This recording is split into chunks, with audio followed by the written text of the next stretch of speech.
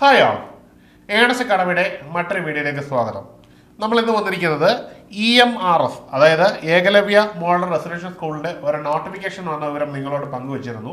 ആ ഒരു എക്സാമിനേഷൻ്റെ ഡീറ്റെയിൽസ് ചോദിച്ചുകൊണ്ട് ധാരാളം കമൻറ്റുകൾ ഉണ്ടായി. അതായത് എങ്ങനെയാണ് എക്സാമിനേഷൻ പാറ്റേൺ, ആർക്കൊക്കെയാണ് എഴുതാൻ പറ്റുന്നതെന്നൊക്കെ ഒരു ചോദ്യം ഉണ്ടായിട്ടുണ്ട്. ആർക്കൊക്കെ എഴുതാൻ പറ്റുമെന്ന് അന്നത്തെ വീഡിയോയിൽ നമ്മൾ പറഞ്ഞിട്ടുണ്ട്. എന്നിരുന്നാൽ പോലും ഇന്നത്തെ വീഡിയോയിൽ നമ്മൾ അതിൻ്റെ ഡീറ്റെയിൽസ് ആണ് പറയുന്നത്. എക്സാമിനേഷൻ്റെ പാറ്റേൺ, ആർക്കൊക്കെയാണ് എഴുതാൻ പറ്റുന്നത്, എങ്ങനെയാണ് ഒരു രീതികൾ, ഈ എക്സാമിനേഷൻ രീതികൾ എന്നൊക്കെയാണ് നമ്മൾ ഈ വീഡിയോ പ്രധാനമായിട്ടും ചർച്ച ചെയ്യാൻ പോകുന്നത്. അപ്പോൾ നിങ്ങൾ ഈ ഒരു വീഡിയോ പൂർണ്ണമായിട്ടും കാണാൻ ശ്രമിക്കുക. ഇതിൽ പ്രധാനമായിട്ടും 2 എക്സാമുകളാണ് വരുന്നത്. അതായത് 2 എക്സാമുകൾ എന്ന് പറയുമ്പോൾ ഒന്ന് ഗ്രാജുവേറ്റ് ലെവലിലും മറ്റൊന്ന് പോസ്റ്റ് ഗ്രാജുവേറ്റ് ലെവലിലും. ഈ 2 യോഗ്യതയുള്ളവർക്കും ഈ പോസ്റ്റിലേക്ക് അപേക്ഷിക്കാൻ പറ്റും. ഗ്രാജുവേറ്റ് ലെവലിലുള്ളവർക്ക് ഏതാണോ ഗ്രാജുവേറ്റ്, ആ ഗ്രാജുവേറ്റ് വിഷയത്തിൽ നിങ്ങൾക്ക് 50% കുറയാത്ത മാർക്ക് കരസ്ഥമാക്കാൻ കഴിഞ്ഞിരിക്കണം. ഇനി പോസ്റ്റ് ഗ്രാജുവേറ്റ് ആണ് ലെവലെങ്കിൽ അതിൽ പോസ്റ്റ് ഗ്രാജുവേറ്റിൽ നിങ്ങൾ എന്ത് വേണം, 50% കുറയാത്ത മാർക്ക് നേടിയിരിക്കണം. അതുപോലെ തന്നെ അപേക്ഷിക്കാനുള്ള പ്രായപരിധിയിലും വ്യത്യാസമുണ്ട്. ഗ്രാജുവേറ്റ് ലെവലിലേക്ക് അപേക്ഷിക്കാൻ പറ്റുന്ന അപ്പർ ഏജ് എന്ന് പറഞ്ഞാൽ 35 വയസ്സാണ്. ഗ്രാജുവേറ്റ് ലെവലിലേക്ക് എത്തുമ്പോൾ 35 എന്നുള്ളത് 40 ആയിട്ട് മാറുന്നുണ്ട്. അങ്ങനെ പ്രായത്തിലും വ്യത്യാസമുണ്ട്. അപ്പോൾ നമുക്ക് ഓരോരോ പോസ്റ്റുകളുടെയും എക്സാമിനേഷൻ പാറ്റേണും അതിന്റെ യോഗ്യതകളും ഒക്കെ ഒന്നുകൂടി വിശദമായിട്ട് നോക്കാം. നമ്മുടെ PGT-യുടെ പോസ്റ്റിലേക്ക് എത്തുമ്പോൾ നമ്മൾ പ്രധാനമായിട്ടും കമ്പ്യൂട്ടർ സയൻസിനാണ് ഫോക്കസ് ചെയ്യുന്നത്. ഈ കമ്പ്യൂട്ടർ സയൻസിന്റെ ഡീറ്റെയിൽസ് ആണ് പറയുന്നത്. ഇതിന് തതുല്യമായിട്ടുള്ളത് തന്നെയായിരിക്കും മറ്റു സബ്ജക്റ്റിനും എന്ന് നിങ്ങൾ മനസ്സിലാക്കുക. ഇവിടെ കമ്പ്യൂട്ടർ സയൻസിനെ ബേസ് വെച്ചുകൊണ്ടാണ് നമ്മൾ സംസാരിക്കുന്നത്. ഇവിടേക്ക് എത്തുമ്പോൾ അപേക്ഷിക്കാനുള്ള ഉയർന്ന പരിധി, അതായത് നിങ്ങൾക്ക് പോസ്റ്റ് ഗ്രാജുവേഷൻ ഉണ്ടായിരിക്കണം. അതിൽ 40 വയസ്സ് നിങ്ങൾക്ക് കുറയാൻ പാടില്ല. അതായത് നിങ്ങൾക്ക് മാക്സിമം ഏജ് 40 ആയിരിക്കണം. ഈ പ്രായപരിധിയിൽ SC/ST OBC വിഭാഗങ്ങൾക്ക് മതിയായ ഇളവ് ലഭിക്കുന്നതായിരിക്കും. ഇനിയും നിങ്ങൾ ഈ ഒരു ഏകലവ്യ റെസിഡൻഷ്യൽ സ്കൂളുമായിട്ട് ബന്ധപ്പെട്ട് ജോലി ചെയ്യുന്ന ഒരാളാണെങ്കിൽ നിങ്ങൾക്ക് 55 വയസ്സ് വരെ ഈ ഒരു പോസ്റ്റിലേക്ക് അപേക്ഷിക്കാനുള്ള പ്രായപരിധി ഉണ്ടതാണ്. ഇനിയും ഇതിനെയൊക്കെ നിങ്ങൾക്ക് വേണ്ട യോഗ്യത, ഇതിന് തീർച്ചയായിട്ടും നിങ്ങൾ MSc കമ്പ്യൂട്ടർ സയൻസ് വേണം, അല്ലെങ്കിൽ MCA വേണം, അല്ലെങ്കിൽ മാസ്റ്റർ ഇൻ എഞ്ചിനീയറിംഗ് MEA വേണം, അല്ലെങ്കിൽ MTech വേണം. ഈ പറയുന്ന ഏതെങ്കിലും ഒരു പോസ്റ്റ് നിങ്ങൾ കരസ്ഥമാക്കിയിരിക്കണം. ഈ പറഞ്ഞിരിക്കുന്ന ഏതെങ്കിലും പോസ്റ്റ് ഉള്ളവർക്ക് മാത്രമേ നിങ്ങൾക്ക് PGT അധ്യാപക തസ്തികയിലേക്ക് അപേക്ഷിക്കാൻ പറ്റുകയുള്ളൂ എന്ന് വളരെ പ്രധാനപ്പെട്ട കാര്യമാണ്. ഈ ഒരു പോസ്റ്റ് നിങ്ങൾക്ക് എൻട്രി ലെവലിലേക്കാണ്. എൻട്രി ലെവലിലേക്ക് ഇത് മതി. എന്നാൽ എൻട്രി ലെവലിൽ കയറിയിട്ട് നിങ്ങൾക്ക് പ്രൊമോഷൻ ആവശ്യമുണ്ടെങ്കിൽ തീർച്ചയായിട്ടും അധ്യാപനത്തിൻ്റെ അടിസ്ഥാനമായിട്ടുള്ള BEd നിങ്ങൾ കരസ്ഥമാക്കിയിരിക്കണമെങ്കിൽ മാത്രമേ നിങ്ങൾക്ക് പ്രൊമോഷൻ നേടാൻ കഴിയുകയുള്ളൂ. ഇനിയും PGT-യിലേക്കാണ് പോകുന്നത്. അതായത് ഇവിടെ നമ്മൾ പറയുന്നത് ഗ്രാജുവേറ്റ് ലെവലാണ്. ഇവിടേക്ക് എത്തുമ്പോൾ നമുക്കറിയാം ഇവിടെ അപേക്ഷിക്കാൻ പറ്റുന്ന ഉദ്യോഗാർത്ഥികളുടെ എണ്ണം കുറച്ചും കൂടി കൂടുതലായിരിക്കും. ഇവിടെയും നമ്മൾ അടിസ്ഥാനമായിട്ട് എടുക്കുന്നത് കമ്പ്യൂട്ടർ സയൻസ് ആണ്. കമ്പ്യൂട്ടർ സയൻസ് ആയതുകൊണ്ട് തന്നെ ഇവിടുത്തെ പ്രായപരിധി എന്ന് പറയുന്നത് ആദ്യം തന്നെ ഞാൻ പറയുന്നു 35 വയസ്സാണ്. ഇനി അപേക്ഷിക്കുവാനുള്ള യോഗ്യത പറയാം. Bachelor degree in computer application BCA പറ്റും. അതല്ലെന്നുണ്ടെങ്കിൽ നിങ്ങൾക്ക് ഗ്രാജുവേഷൻ എടുത്ത ഗ്രാജുവേറ്റ് കോഴ്സ്, കമ്പ്യൂട്ടർ സയൻസുമായിട്ട് ബന്ധപ്പെട്ട ഏതെങ്കിലും ഒരു കോഴ്സ് നിങ്ങൾക്ക് ഗ്രാജുവേഷൻ ലെവലിൽ നിങ്ങൾ ചെയ്തിട്ടുണ്ടെങ്കിൽ നിങ്ങൾക്ക് അപ്ലൈ ചെയ്യാൻ പറ്റും. ഇനി BE BTech ആണെങ്കിലും നിങ്ങൾക്ക് എന്ത് ചെയ്യാം, ഈ ഒരു പോസ്റ്റിലേക്ക് അപ്ലൈ ചെയ്യാൻ പറ്റും എന്നുള്ളത് വളരെ പ്രധാനപ്പെട്ടൊരു കാര്യമാണ്. ഈ ഒരു യോഗ്യത ഉള്ളവർക്കും ഈ ഒരു പോസ്റ്റിലേക്ക് അപേക്ഷിക്കാം. ഇനി നമുക്ക് ഇതിൻ്റെ സെലക്ഷൻ പ്രോസസ്സാണ് നോക്കുന്നത്. ഏതൊക്കെ രീതിയിലായിരിക്കും നിങ്ങളെ സെലക്ട് ചെയ്യുന്നതെന്നാണ്. ആദ്യമായിട്ട് റിട്ടൺ എക്സാമിനേഷൻ ഉണ്ടായിരിക്കും. അത് പൂർണ്ണമായിട്ടും ഉണ്ടാകുമെന്ന് ഉറപ്പിക്കുക. രണ്ടാമതായിട്ട് സ്കിൽ ടെസ്റ്റ് ഉണ്ടായിരിക്കും. ഇത് പ്രധാനമായിട്ടും വരുന്നത് അക്കൗണ്ടിങ് പോസ്റ്റുകൾക്കാണ്. അതുകൊണ്ട് തന്നെ കമ്പ്യൂട്ടർ സയൻസ് മേഖലയുള്ളവർ അത് എക്സ്പെക്ട് ചെയ്യേണ്ട. അതുകൊണ്ട് തന്നെ കമ്പ്യൂട്ടർ സയൻസ് മേഖലയുള്ളവർ അത് പ്രതീക്ഷിക്കേണ്ട. ഇത് കൃത്യമായിട്ട് പറയുന്നുണ്ട് അക്കൗണ്ടിങ് റിലേറ്റഡ് പോസ്റ്റുകൾക്കാണ് എന്ന്. അടുത്തത് ഇൻ്റർവ്യൂ ആണ്. ഇൻ്റർവ്യൂ വരുന്നത് ഈ ടെസ്റ്റുകൾക്ക് ശേഷം ഒരു നമ്പർ ഓഫ് കാൻഡിഡേറ്റ് ഏറെക്കുറെ ടാലി ആകുമ്പോഴാണ് ഇത് വരുന്നത്. അത് ആവശ്യമായിട്ട് വന്നാൽ മാത്രമേ അവർ കണ്ടക്ട് ചെയ്യുള്ളൂ. ചിലപ്പോൾ ഉണ്ടാകാം, ചിലപ്പോൾ ഉണ്ടാകാതെയും ഇരിക്കാം. അടുത്തത് ഡോക്യുമെൻറ്റ് വെരിഫിക്കേഷൻ ആയിരിക്കും. അത് തീർച്ചയായിട്ടും ഉണ്ടാവും. അതിനുശേഷം മെഡിക്കൽ എക്സാമിനേഷൻ. ഈ കാര്യങ്ങളെല്ലാം തീർച്ചയായിട്ടും ഉണ്ടാവും. അതായത് റിട്ടൺ എക്സാമിനേഷൻ നമുക്ക് ഒഴിവാക്കാൻ പറ്റില്ല, ഡോക്യുമെൻറ്റ് വെരിഫിക്കേഷൻ ഒഴിവാക്കാൻ പറ്റത്തില്ല, മെഡിക്കൽ എക്സാമിനേഷൻ ഒഴിവാക്കാൻ പറ്റത്തില്ല. അപ്പോൾ ഇതിൻ്റെ അടിസ്ഥാനം എന്ന് പറയുന്നത് റിട്ടൺ എക്സാമിനേഷനാണ്. കോർ ഏരിയ എന്നത് നമുക്ക് മനസ്സിലാക്കാൻ കഴിയും. അടുത്തതായിട്ട് നമ്മൾ PGT എക്സാമിനേഷൻ്റെ പാറ്റേൺ ആണ് നോക്കാൻ പോകുന്നത്. ഇവിടെ പ്രധാനമായിട്ടും PGT-യിൽ എന്തൊക്കെ കണ്ടന്റുകൾ നിങ്ങൾ പഠിക്കണം, പരീക്ഷയുടെ രീതി, സ്ട്രക്ചർ എങ്ങനെയാണെന്ന് നോക്കാം. ആദ്യമായിട്ട് പാർട്ട് 1-ൽ ജനറൽ അവയർനെസ് ആണ് വരുന്നത്. ഇവിടെ 10 ചോദ്യവും 10 മാർക്കുമാണ് വരുന്നത്. അടുത്തതായിട്ട് റീസണിങ് എബിലിറ്റി ആണ്. അതിന് 15 ക്വസ്റ്റ്യനും 15 മാർക്കുമാണ് വരുന്നത്. അടുത്തത് നോളജ് ഇൻ ICT ആണ്. ICT ആയിട്ട് ബന്ധപ്പെട്ട് 15 ക്വസ്റ്റ്യനുകളും 15 മാർക്കും വരുന്നു.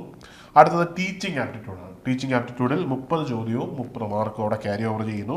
അടുത്തതായിട്ട് ഡൊമൈൻ നോളജ് ആണ്. അതിന് കൃത്യമായിട്ട് എത്ര ചോദ്യം വരുമെന്ന് നമുക്ക് ഉറപ്പിക്കാൻ കഴിയില്ല. അടുത്തതായിട്ട് നിങ്ങളുടെ ഏതെങ്കിലും എക്സ്പെരിമെൻ്റൽ ആക്ടിവിറ്റിയോ അല്ലെങ്കിൽ നിങ്ങളുടെ വർക്ക് ബേസ്ഡ് ആയിട്ടോ ഉള്ള ഒരു ചോദ്യങ്ങളാണ്. അത് 20 ചോദ്യം ആ മേഖലയിൽ നിന്ന് വരാമെന്ന് പറയുന്നു. അടുത്തതായിട്ട് NEP നാഷണൽ എഡ്യൂക്കേഷൻ പോളിസിയുമായിട്ട് ബന്ധപ്പെട്ട 10 ചോദ്യം കൂടി വരാം. അപ്പോൾ നമുക്ക് ഏറെക്കുറെ ഡൊമീനിയൻ നോളജിൽ നിന്ന് 10 ക്വസ്റ്റ്യൻ കൂടി പ്രതീക്ഷിക്കാം. അങ്ങനെ ആ ഒരു മേഖലയ്ക്ക് 30 മാർക്കാണ് പ്രധാനമായിട്ടും വരുന്നത്.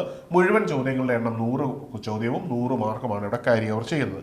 ഇനി ഇത് കൂടാതെ രണ്ടാമതൊരു ഏരിയ കൂടിയുണ്ട്. അതായത് നിങ്ങൾക്ക് എസൻഷ്യലായിട്ട് നിങ്ങൾ ഇംഗ്ലീഷിൻ്റെയും ഒപ്പം തന്നെ ഹിന്ദിയുടെയും എക്സാമിനേഷൻ എഴുതണം. ഈ ഒരു എക്സാമിനേഷൻ്റെ പ്രത്യേകത എന്ന് പറഞ്ഞാൽ ഇതൊരു റാങ്കിങ്ങിന് എടുക്കുന്നതല്ല, മറിച്ച് ക്വാളിഫയിങ് ആയിരിക്കും. ഈ ഒരു പേപ്പർ ക്വാളിഫൈ ചെയ്തെങ്കിൽ മാത്രമേ നിങ്ങൾക്ക് എന്ത് ചെയ്യാൻ പറ്റൂ, നിങ്ങൾക്ക് ഈ ഒരു പോസ്റ്റിലേക്ക് ജോലിയിൽ കയറാൻ പറ്റുകയുള്ളൂ.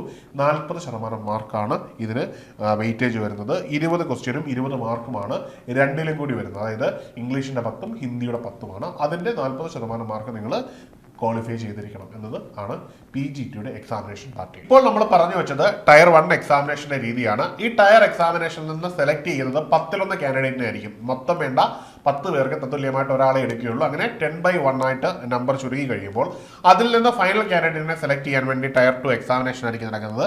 ഈ ടയർ 2 എക്സാമിനേഷൻ എന്ന് പറഞ്ഞാൽ സബ്ജക്ട് സ്പെസിഫൈഡ് ആയിരിക്കും. അതിൻ്റെ സിലബസ് നിലവിൽ വന്നിട്ടില്ല, അത് അവർ വെബ്സൈറ്റിൽ അപ്ലോഡ് ചെയ്യുന്നതാണ്. ആ സമയത്ത് നമുക്ക് അപ്ഡേറ്റ് ചെയ്ത് മനസ്സിലാക്കാവുന്നതാണ്. ഈ ഒരു മെയിൻസിലേക്ക് എത്തുമ്പോൾ ഇതിനകത്തൊരു ടയർ 2 മെയിൻസിലേക്ക് എത്തുമ്പോൾ ഇതിനകത്തൊരു കാര്യമുണ്ട്. ഇതിനകത്ത് ഒബ്ജക്റ്റീവ് എക്സാമിനേഷനും ഉണ്ട്, ഒപ്പം തന്നെ ഡിസ്ക്രിപ്റ്റീവ് എക്സാമിനേഷനും ഉണ്ട്. ഈ ഒബ്ജക്റ്റീവ് എക്സാമിനേഷൻ 40 ചോദ്യവും ഡിസ്ക്രിപ്റ്റീവ് എക്സാമിനേഷന് 15 മാർക്കുമാണ് വരുന്നത്. അങ്ങനെ മൊത്തം 55 ചോദ്യമാണ്. ഈ ഒബ്ജക്റ്റീവ് ക്വസ്റ്റ്യനുകൾക്കെല്ലാം കൂടി 40 മാർക്കും ഡിസ്ക്രിപ്റ്റീവ് ക്വസ്റ്റ്യന് 15 ക്വസ്റ്റ്യൻ എല്ലാം കൂടി 60 മാർക്കുമാണ് ക്യാരി ഓവർ ചെയ്യുന്നത്. അങ്ങനെ മൊത്തം 100 മാർക്കാണ് ടയർ 2 വരുന്നത്. ഈ ഒരു എക്സാമിനേഷൻ ലഭിക്കുന്ന മാർക്ക് 3 മണിക്കൂറുമാണ്. ഇനി TGTയിലേക്ക് എത്തുമ്പോൾ TGTയിലും എക്സാമിനേഷൻ്റെ സിലബസ് ഏറെക്കുറെ സിമിലർ ആണ്. നമുക്ക് നോക്കാം. പാർട്ട് 1 ടയർ 1 എക്സാമിനേഷനിൽ ജനറൽ അവയർനെസ് ആണ്, അതിന് 10 മാർക്കാണ്. റീസണിങ് എബിലിറ്റിക്ക് 15 മാർക്കാണ്. നോളജ് ആണ് ICTക്ക് 15 മാർക്കാണ്.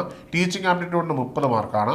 ഡൊമീനിയൻ നോളജിന് അതിനുശേഷം നിങ്ങളുടെ എക്സ്പെരിമെൻ്റ് ആക്ടിവിറ്റി റിലേറ്റഡ് ആയിട്ടുള്ള കണ്ടന്റിന് 20 ചോദ്യങ്ങളും ഒപ്പം തന്നെ NEPയിൽ നിന്ന് 10 ചോദ്യവും, അങ്ങനെ 100 ചോദ്യമാണ് ഇവിടെയും വരുന്നത്. ഇതിന് 2 മണിക്കൂറാണ് നിങ്ങൾക്ക് ലഭിക്കുന്നത്. അതിനുശേഷം നിങ്ങൾക്ക് എന്തുണ്ട്, നിങ്ങൾക്ക് ലാംഗ്വേജ് സ്കിൽ ടെസ്റ്റ് ഉണ്ടാവും. അതും ക്വാളിഫയിങ് മാർക്കാണ്. 40% മാർക്ക് തന്നിരിക്കുന്ന ക്വസ്റ്റ്യനിൽ നിന്ന് നിങ്ങൾ നേടിയാൽ മതിയാവും. അതിനുശേഷം ടയർ 2 എക്സാമിനേഷൻ ഉണ്ടാവും. ടയർ 2 എക്സാമിനേഷൻ്റെയും സിലബസ് അപ്ലോഡ് ചെയ്യുകയുള്ള എക്സാമിനേഷൻ ശേഷം ഇവിടെയും അതേപോലെ തന്നെയാണ്. 40ഉം 15ഉം വീതം ചോദ്യങ്ങളാണുള്ളത്. അതിന് 55 ചോദ്യങ്ങൾ. അതിൽ 40 ചോദ്യത്തിന് 40 മാർക്കും 15 ചോദ്യത്തിന് 60 മാർക്കും, അങ്ങനെ 100 മാർക്കാണ്. അതിന് നൽകിയിരിക്കുന്ന സമയം 3 മണിക്കൂറാണ്. രണ്ട് എക്സാമിനേഷൻ്റെയും പാറ്റേൺ ഏറെക്കുറെ സിമിലർ തന്നെയാണ്, ഒരേ രീതിയിൽ തന്നെയാണ്. നിലവാരം മാത്രമാണ് വ്യത്യാസമായിട്ട് വരുന്നത്. അപ്പോൾ നിങ്ങളുടെ പഠനം ഒരേ രീതിയിൽ തന്നെ കൊണ്ടുപോകുക. നിങ്ങൾക്ക് പോസ്റ്റ് ഗ്രാജുവേഷൻ ഉണ്ടെങ്കിൽ ഈ 2 പോസ്റ്റിലേക്ക് അപേക്ഷിക്കാവുന്നതാണ്. ഒരു കേന്ദ്ര സർക്കാർ മേഖലയിൽ ലഭിക്കാവുന്ന നല്ലൊരു തസ്തികയാണ്. അത് അധ്യാപന മേഖലയിൽ തന്നെ ലഭിക്കാവുന്നതാണ്. അത്യാവശ്യം ആകർഷകമായ ശമ്പളം ലഭിക്കുന്ന ഒരു ജോലിയാണ്. ജോലിയിൽ കയറിയ ശേഷം BEd നേടിയാൽ മതി എന്നുള്ളത് ഇവിടുത്തെ ഏറ്റവും പ്രധാനപ്പെട്ട ഒരു കാര്യമാണ്. അത് നിങ്ങൾ മനസ്സിലെത്തിക്കൊണ്ട് വേണം നിങ്ങൾ ഈ ഒരു പോസ്റ്റിനെ സമീപിക്കാൻ. ഒരു കേന്ദ്ര സർവീസ് ജോലിയിൽ തന്നെ റെസിഡൻഷ്യൽ സ്കൂളിൽ ലഭിക്കുക എന്ന് പറയുന്നത് വളരെ അഭിമാനകരമായ ഒരു ജോലിയാണ്. അപ്പോൾ എല്ലാവരും ഈ ഒരു പോസ്റ്റിന് വേണ്ടി തയ്യാറെടുക്കുക. കൃത്യവും വ്യക്തമായ ഒരു പഠനം നമ്മുടെ മുമ്പിലുണ്ടെങ്കിൽ ജോലി കിട്ടാവുന്നതാണ്. ഇനി ഇതിന് നോട്ടിഫിക്കേഷൻ്റെ വിഷയം കൂടി പറയാം. നോട്ടിഫിക്കേഷൻ ഡേറ്റ് എന്ന് പറഞ്ഞാൽ 19 സെപ്റ്റംബർ 2025 ഇതിൻ്റെ ആപ്ലിക്കേഷൻ സ്റ്റാർട്ട് ചെയ്തതും അതേ ദിവസം തന്നെയായിരുന്നു. ഇനി ഇതിൻ്റെ അവസാന ദിവസം എന്ന് പറഞ്ഞാൽ ഒക്ടോബർ 23 ലാസ്റ്റ് ഡേറ്റ്, ഫീ പേയ്മെൻറ്റിനുള്ള ലാസ്റ്റ് ഡേറ്റ് 23 ഒക്ടോബറാണ്. ഈ ഒരു പോസ്റ്റിനെ സംബന്ധിച്ച് പറയുകയാണെങ്കിൽ നിങ്ങൾക്ക് ഏതൊരാൾക്കും കൃത്യമായി തയ്യാറെടുത്ത് കഴിഞ്ഞാൽ ക്ലിയർ ചെയ്യാൻ പറ്റുന്ന ഒരു പോസ്റ്റാണ്. പ്രത്യേകിച്ച് കമ്പ്യൂട്ടർ സയൻസ് മേഖലയിലുള്ള ഉദ്യോഗാർത്ഥികൾക്കായിട്ട് ഏണസ്റ്റ് അക്കാഡമി ഒരു കോഴ്സ് പ്രൊവൈഡ് ചെയ്യുന്നുണ്ട്. TGT PGT അധ്യാപകനാകാനുള്ള ഏറ്റവും സുവർണ്ണ അവസരമാണ് നിങ്ങളുടെ മുമ്പിൽ വന്നിരിക്കുന്നത്. ഈ ഒരു കോഴ്സിനെ നിങ്ങൾ സിസ്റ്റമാറ്റിക്കായിട്ട് സ്റ്റാർട്ട് ചെയ്ത് പഠനം തുടങ്ങുക. മറ്റേതൊരു കമ്പ്യൂട്ടർ സയൻസ് എക്സാമിനേഷൻ ക്രാക്ക് ചെയ്യുന്ന പോലെ തന്നെ കൃത്യമായ ഒരു പഠന മാതൃകയിൽ മുമ്പോട്ട് പോയി നമുക്ക് ഈ ഒരു എക്സാമിനേഷൻ കരസ്ഥമാക്കാം എന്നൊരു ദിശാബോധം നിങ്ങൾക്കുണ്ടാവണം. അപ്പോൾ നമുക്ക് ഓരോരുത്തർക്കും ഒരുമിച്ച് തയ്യാറെടുത്ത് ഈ ഒരു എക്സാമിനേഷൻ ക്രാക്ക് ചെയ്യാം. ഈ ഒരു എക്സാമിനേഷന് ജോയിൻ ചെയ്യുന്നതിനും ഈ കോഴ്സിനെ പറ്റി അറിയുന്നതിനും ഈ വീഡിയോ സംബന്ധിച്ച് എന്ത് സംശയങ്ങളുണ്ടെങ്കിലും നിങ്ങൾക്ക് താഴെയുള്ള ഗൂഗിൾ ഫോം ഫില്ല് ചെയ്യാവുന്നതാണ്. അല്ലാന്നുണ്ടെങ്കിൽ നൽകിയിരിക്കുന്ന നമ്പറിൽ ബന്ധപ്പെടാവുന്നതാണ്. അപ്പോൾ മറ്റൊരു വീഡിയോയിൽ കാണാം. Good bye.